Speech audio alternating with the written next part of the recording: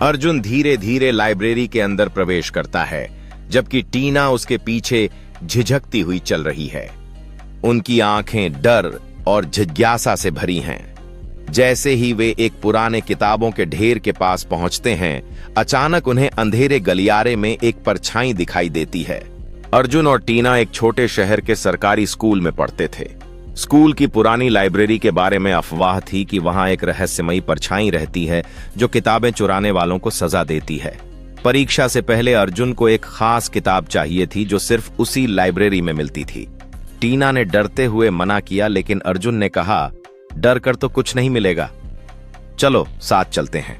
अर्जुन और टीना डर से जमे हुए खड़े हैं जब वो परछाई उनके सामने स्पष्ट होती है। अर्जुन ने साहस दिखाते हुए एक पुराने किताब को मजबूती से पकड़ा और आगे बढ़ने का फैसला किया। उसने टीना से कहा, चलो हमें इसे खोज लेना चाहिए।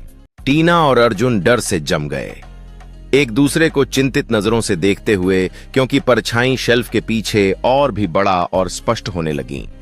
लाइब्रेरी के एक अंधेरे कोने में जहां परछाई खड़ी थीं, एक भूतिया आकृति की छवि उभरने लगी, जिसकी आंखें चमक रही थीं, रहस्य बढ़ाते हुए। शाम को स्कूल के बाद दोनों लाइब्रेरी पहुंचे। दरवाजा जोर से खुला और चारों ओर धूल भरी किताबों की खुशबू फैल गई। जैसे ही वे किताब ढूंढने लगे, एक ठंडी हवा चली और लाइट झपकने लगी। टीना ने देखा, एक काली परछाई शेल्फ के पीछे से झांक रही थी। अर्जुन ने सोचा शायद कोई मजाक कर रहा है, लेकिन तभी परछाई की आवाज आई, किताब को सही जगह वापस नहीं रखोगे तो तुम भी हमेशा यहीं रह जाओगे।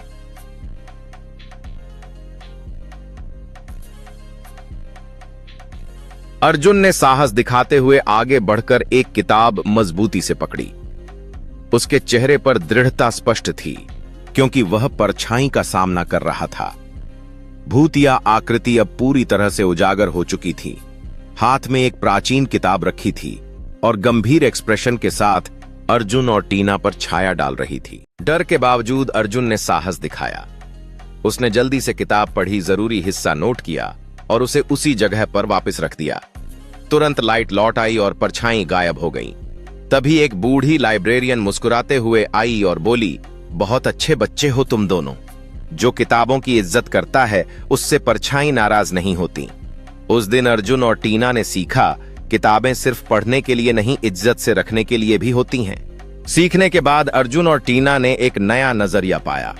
उन्होंने तय किया कि वे किताबों को हमेशा संभाल कर रखेंगे और उनकी इज्जत करेंगे। ये अनुभव उनके लिए एक महत्वपूर्ण पाठ बन गया।